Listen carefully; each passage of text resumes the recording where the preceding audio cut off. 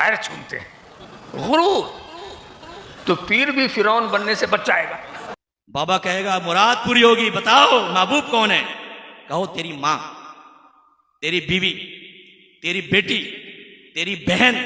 ये लोग जिसको मुरीद करते थे ना, उससे अल्लाह का वली बनाते थे। मुफ्ती शमसुद्दीन साहब मकरानवी ने यह कहा कि वो लोग मुरीद बनाकर अल्लाह का वली बनाते थे। तो मुफ्ती शमसुद्दीन साहब से पूछिएगा कि हज़रत आप भी तो ताजुश शरिया के मुरीद हैं, तो क्या आप अल्लाह के वली हुए हैं या नहीं हुए हैं आज तक? बताइएगा ज़रा कमेंट करके। बरेलवी, कछोछा, अजमेर, पंडवा शरीफ, कलेर शरीफ, हिंदुस्तान पाकिस्तान के जितने बड़े बड़े खानका हैं, खबरदार कभी वहाँ के पीरों से मुरीद मत होना। अस्सलाम वालेकुम रहमतुल्लाहि व बरकातुहू। नाज़रीन, मैं हूँ आपका दोस्त मौलाना एहसान रज़ा। बहुत ही अहम और ख़ास वीडियो लेकर फिर से मैं आपकी खिदमत में हाजिर हूँ। एक रवायत मशहूर है कि जिसका कोई पीर नहीं होता है, शैतान उसका पीर होता है। तो इस रवायत पर अगर अमल की जाए तो दुनिया के हर मुसलमानों को किसी न किसी पीर से मुरीद हो जानी चाहिए। तब यहाँ एक सवाल पैदा होता है कि मुरीद होने के लिए पीर किस तरह का होना चाहिए। उसके अलावा कई बातें आज की इस वीडियो में मौजूद हैं। मसलन मुरीद होने के लिए पीर साहब के पास जाना जरूरी है, मोबाइल और टीवी के जरिए से मुरीद हो सकते हैं या नहीं, ऑनलाइन मुरीद हो सकते हैं या नहीं। इसके अलावा बताने की कोशिश ये करूंगा कि क्या किसी पीर का जिक्र कुरान और हदीस में है। साथ ही ये भी बताऊंगा कि पीर साहब का पाँव चूमना, हाथ चूमना जायज़ है या नाजायज़ है। पीर साहब के वहाँ जाकर अपनी हालात बयान करना, फिर पीर साहब आपको एक तावीज़ देते हैं, पानी पे दम करके देते हैं और कई कई हज़ार रुपए लेते हैं। तो इस तरह काम करवाना पीर साहब से दुरुस्त है या नहीं है। तो बहुत सारी चीज़ों का आज खुलासा करने वाला हूँ। वीडियो बहुत अहम है। तो सबसे पहले हम ये देखते हैं कि पीर कैसा होना चाहिए। चले देखते हैं वीडियो को। कहाँ मिलेंगे सच्चे मेरे अजीजों, मुझे कह लेने की इजाजत दे दी जाए। आज सच्चों की बढ़ती हुई भीड़ में सच्चों को पहचानना कैसे है। आज बड़े बड़े लोग आपने गली, एक गली छोड़कर दूसरी गली में एक ना एक मिल जरूर जाएगा जो सदाकत के डंके पिटवा रहा है, जो अपने आप को पीर कहलवा रहा है, जो अपने आप को सच्चा कहलवा रहा है। 10 उंगलियों में अंगूठियां पहना हुआ है, पैरों की उंगलियों में भी अंगूठियां पहना हुआ है, पूरा विसात खाने की दुकान लेके घूमता है और कहता है मैं सच्चे हूँ, मैं सच्चा हूँ, मैं सच्चा हूँ। इतने लंबे लंबे लगा लेता है। अजीज सच्चे हैं कौन, कैसे होते हैं? तो मुझे कहने की इजाजत दी जाए। खालिस नमाज पढ़ने वाला सच्चा नहीं, खालिस रोजा रखने वाला सच्चा नहीं, खालिस नमाज पढ़ने वाला सच्चा नहीं, ज़कात देने वाला सच्चा नहीं, हज को जाने वाला सच्चा। जैसे आप पहुंचेंगे बड़े बड़े दावे, ऐसे जैसे इल्म गैब हासिल है माज़अल्लाह। हमसे पूछो, हर चीज की खबर देगा बाबा। वो एक बच्ची ने कहा मेरे भाई ने अपने पीर साहब से हमें बैत करवा दिया। ये जनाब का कहना है कि नमाज पढ़ने वाला सच्चा पीर नहीं होता है। तो फिर सच्चा पीर कौन होता है? मौलाना शाकिर साहब की ज़बानी सुनते हैं। चलिए। एक अच्छे और सच्चे पीर की अलामत क्या है? सच्चे पीर, अच्छे पीर की अलामत यह है कि उसको हमेशा अपने मुरीद के बारे में ये फिक्र रहे कि मुझसे करीब न हो, खुदा से करीब हो जाए। यानी खुद से करीब करने की फिक्र की बजाय खुदा से करीब करने की फिक्र उसे हमेशा सताती हो। जब किसी के अंदर ये चीज पाई जाए तो समझ लेना कि वो सही मानों में पीर है, जो अपने मुरीदों को खुदा से करीब करने के उसूल, ज़ाब्ते और तरीके बताता। लेकिन हजरत आज तो इसका उल्टा हो रहा है। पीर साहब ऐसे ऐसे मुरीदों को करीब करने की कोशिश करते हैं जो करोड़पति अरबपति होते हैं, और उन मुरीदों का उनको नाम भी पता नहीं, जो बेचारा मेहनत मजदूरी करता है। लेकिन अब आगे आपको मैं दिखाने वाला हूँ कि पीर साहब को क्या अपने मुरीदों के दिल की खबर होती है।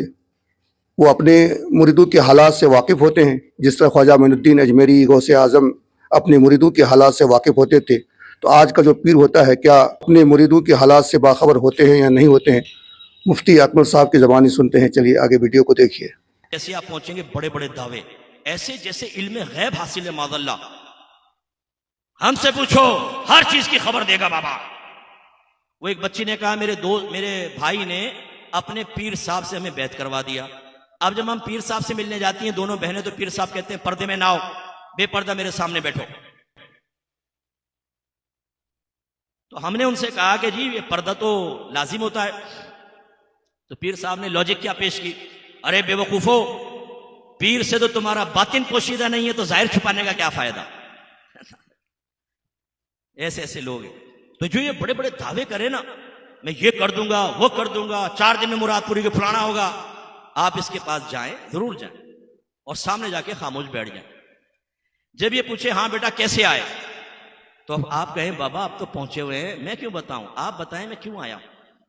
آپ تو بڑے بڑے دعوے کرتے ہیں نا، بتائیے، یہ بتائیں میری جیب میں کیا ہے، یہ بتائیں میں کیا کھا کر آیا ہوں، یہ بتائیں کہ میرے ماں باپ زندہ ہیں یا فوت ہو گئے، بتائیے۔ دیکھیں کیسا غصہ ہوگا، ارے بھائی ابھی تو تم دعویٰ کر رہے تھے کہ جو پوچھو بتائے گا اور یہ کرے گا اور فلانا بتائے گا، ابھی یہ کیا ہوا۔ اور میرے یگسٹرز بچوں، یہ جو آپ دیکھتے ہیں نا بینر پوسٹر لگے ہوتے ہیں، محبوب تمہارے قدموں میں، کوئی قدموں میں نہیں آئے گا بھئی، محبوب قدموں میں پہنچ گئے جی اس کے پاس، اور جی محبوب کو آپ بھی جائیے، ضرور جائیں، ایسوں کے پاس جائیں۔ وہ بابا پوچھے ہاں بھائی کیسے آئے، آپ کہیے گا جی محبوب کو قدموں میں لانا ہے۔ بابا کہے گا مراد پوری ہوگی، بتاؤ محبوب کون ہے، کہو تیری ماں، تیری بیوی، تیری بیٹی، تیری بہن، تیری پھپھی، تیری خالہ، لا اس کو میرے قدموں میں۔ دیکھیں پھر 6 فٹ نہ اچھلے تو پھر اسے کہیں بغیرت انسان، تجھے شرم نہیں آتی، تو کسی کی بہن بیٹی کو میرے قدموں میں لا رہا ہے، تیری بہن بیٹی کو کسی کے قدموں میں کیوں نہ لایا جائے۔ اب آپ کو میں آگے دکھانے والا ہوں کہ کسی پیر کا ذکر قرآن اور احادیث میں ہے یا نہیں ہے۔ مفتی شمس الدین صاحب مکرانوی کیا کہتے ہیں اس بارے میں، چلیے یہ کلپ بھی دیکھ اور سن لیتے ہیں۔ مردودوں کان کھول کے سن لو، وہ اس طرح کے مولوی جو اس نیچر کے ہیں۔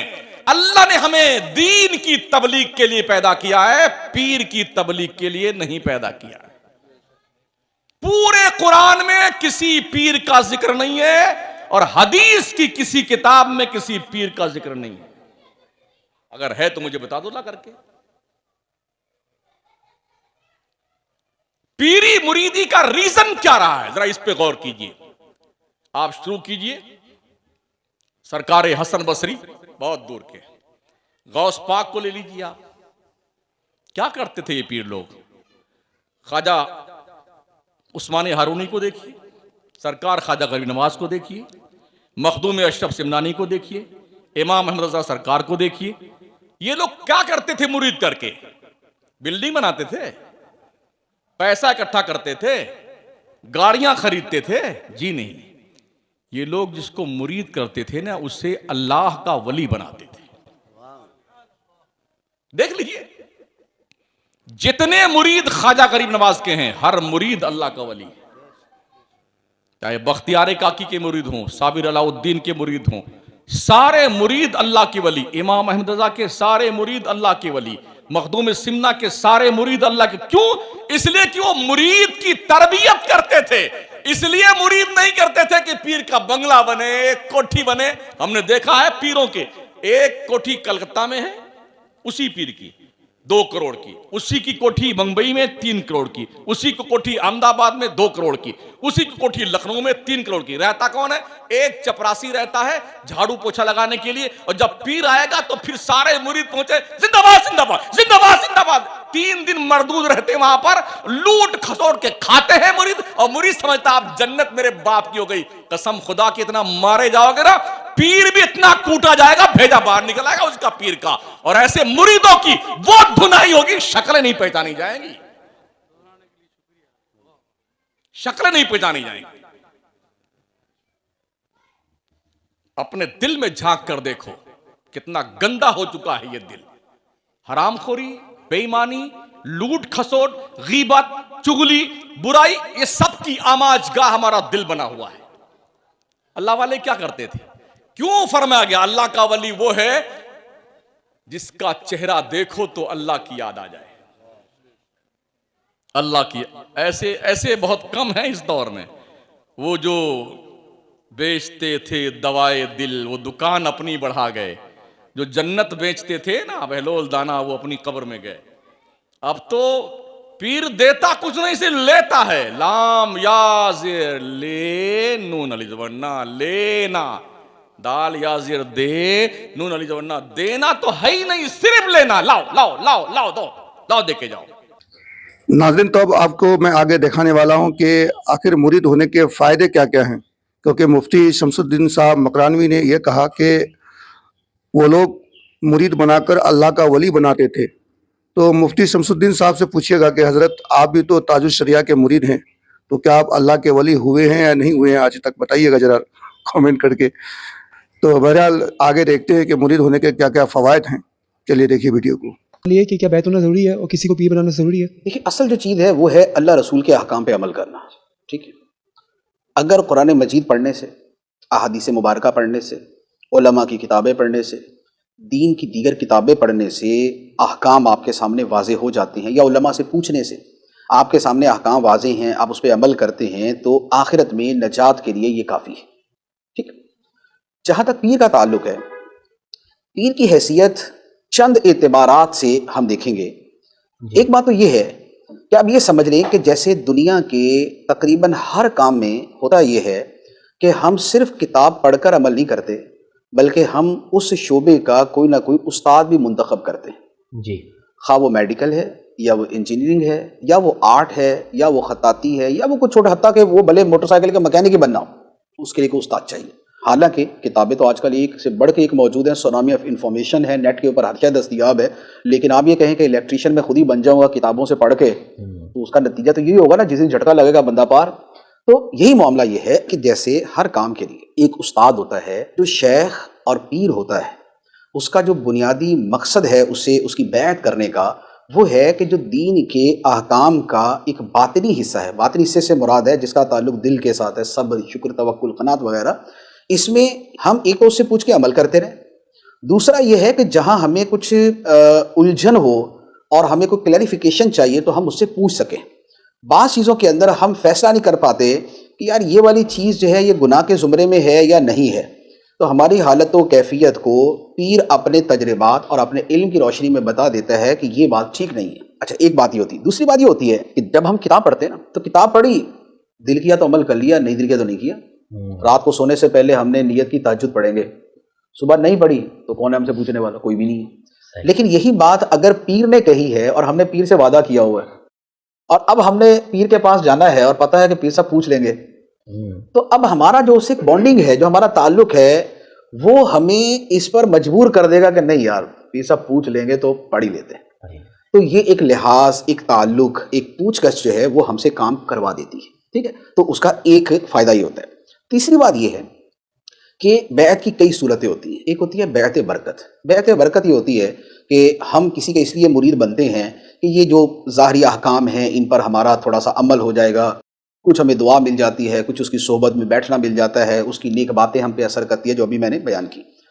एक होता है कि तसव्वुफ़ का एक वो मरहला भी है जिसका ताल्लुक़ कश्फ के साथ, मुशाहदात के साथ, अल्लाह की कायनात के असरार के साथ है, और ये भी औलिया किराम में ये पाया जाता है, और ये बड़े अकाबिर औलिया हैं, उनके अहवाल के अंदर ये चीज़ें मौजूद होती हैं। अब वो जो सूरत है उसमें क्या होता है कि अगर किसी पीर की रहनुमाई और निगरानी में नहीं चलेंगे तो ये जो बातिन के मामलात होते हैं इसमें शैतान का अमल दखल बहुत ज़्यादा है, क्योंकि शैतान को अल्लाह ताला ने कुव्वतें बहुत दी हैं।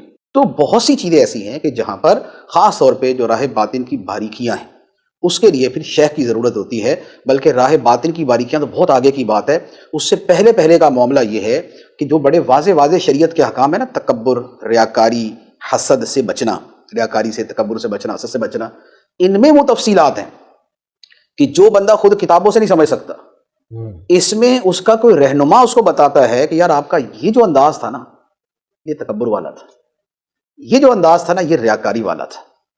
तो जो बैत की ज़रूरत होती है वो इस तरह के मामलात के लिए भी होती है। तो यूँ इसके मजमूई तौर पे बैत मुख्तलिफ़ किस्म की होती है, मुख्तलिफ़ फ़वाइद की होती है। और ये जो बैत की जाती है, जो हम आम तौर पे बैत करते हैं ना, इसे हम सादा अल्फाज में कहें या कुरान की इस्तिलाह में, हदीस की इस्तिलाह में कहें, तो इसे कहा जाएगा बैत तक़वा। बैत तक़वा, तो बैत तक़वा जो है ये वो है जो कुरान मजीद के अंदर भी, या अय्युहन नबिय्यु इज़ा जाअकल मुअमिनातु युबायिअनका, ए हबीब जब तुम्हारे पास मोमिन औरतें आएँ तो तुमसे बैअत करें। किस बात पे? शिरक नहीं करेंगी, बदकारी नहीं करेंगी, किसी पे तोहमत नहीं लगाएंगी, ये सारी चीज़ों का बयान। इसी तरह सहाबा किराम से नबी पाक अलैहिस्सलातु वस्सलाम ने एक मरतबा नहीं कई मौके पर बैअत ली, और वहाँ पर बैअत किस बात की है कि जो सुनोगे उसे मानोगे, उस पर अमल करोगे, किसी से कोई सवाल नहीं करोगे, तक़वा इख्तियार करोगे, इस तरह की मुख्तलिफ़ चीज़ें हैं। बाद औक़ात बैअत जिहाद वगैरह पर भी होती थी, जो ये सूरह फतह वगैरह के अंदर है। صلح حدیبیہ کے موقع پہ ان الذین یبایعونک انما یبایعون اللہ، تو وہ بیعت جہاد بھی ہے، بیعت خلافت بھی ہے، لیکن یہ جو ہم بیعت کرتے ہیں اس کے لیے ہم لفظ بولتے ہیں بیعت تقوی، کہ متقی بننے کے لیے ہم کسی کی روحانی شاگردی میں آ جاتے ہیں۔ حضرت آپ نے دیکھ ہی لیا کہ مرید ہونے کے کیا کیا فوائد ہیں، اب میں آپ کو آگے دکھانے والا ہوں کہ کیا کوئی مرید اپنے پیر صاحب کا ہاتھ چوم سکتا ہے، پاؤں چوم سکتا ہے، تو دیکھتے ہیں آگے ویڈیو کو۔ شریعت کے نقطہ نظر سے پیر و مرشد کا پیر چھونا یا کسی بڑے کا پیر چھونا یہ کیسا ہے، جو کہ یہاں پر بہت عام ہے، ایک رواج کی شکل اختیار کر چکا ہے۔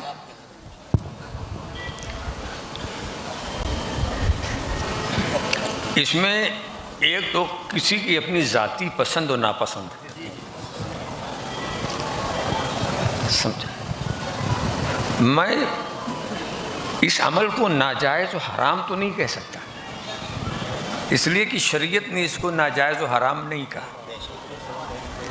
مگر ہماری طبعی پسند نہیں ہے یہ کہ یہ طریقہ اختیار کیا جائے۔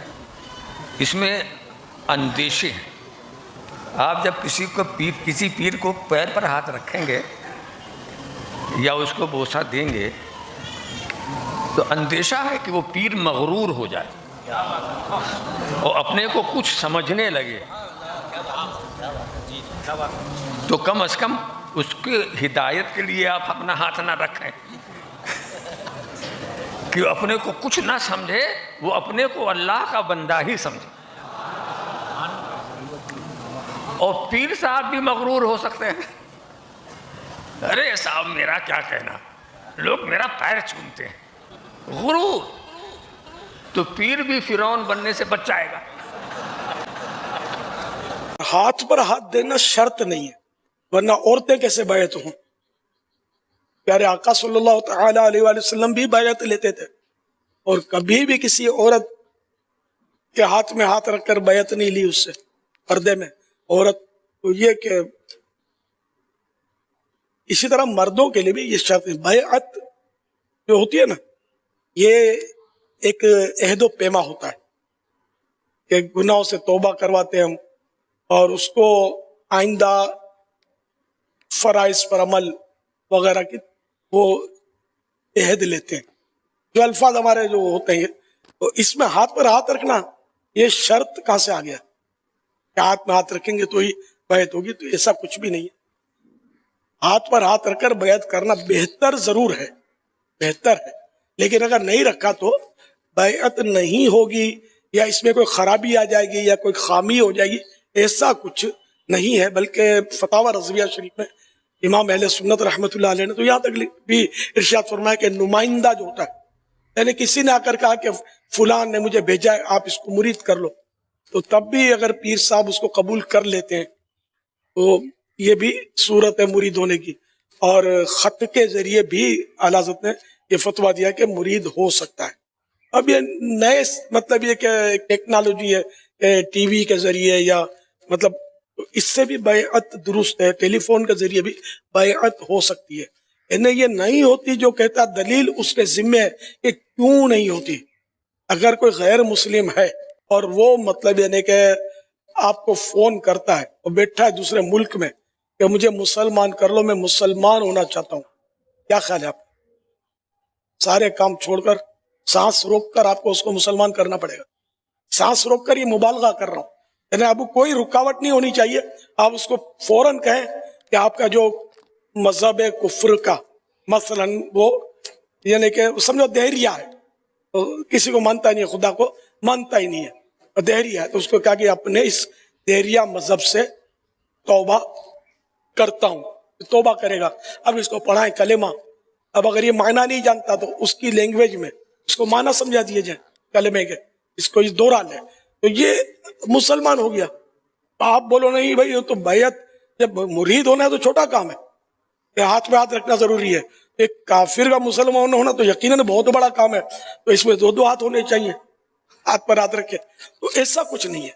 تو وہ ٹیلی فون کے ذریعے بھی اگر آپ اس کو مسلمان کریں گے تو وہ ہو جائے گا۔ بعض لوگوں کو غلط فہمی ہے، وسوسے ہیں، یا بس یہ بعض لوگ ایسے ہوتے ہیں کہ جن کو مزہ آتا ہے وہ افواہیں اڑاتے ہیں، یہ میں بہت پرانے سنتا رہتا ہوں، ہاتھ میں ہاتھ رکھنے کا یہ ضروری ہے۔ जो सच्चे पीर हैं इन तमाम सलासिल के, चाहे वो बरेलवी के हों, कछोचा के हों, चिश्ती के हों या दीगर खानकाहों के जो सच्चे पीर होते हैं, उनका आप अदब व एहतराम करें और खुशी खुशी उनसे मुरीद हो जाएं, ताकि उनसे कुछ हमें सीखने का मौका मिले। दीजिए अपने दोस्त मौलाना एहसान को इजाज़त। अस्सलाम वालेकुम।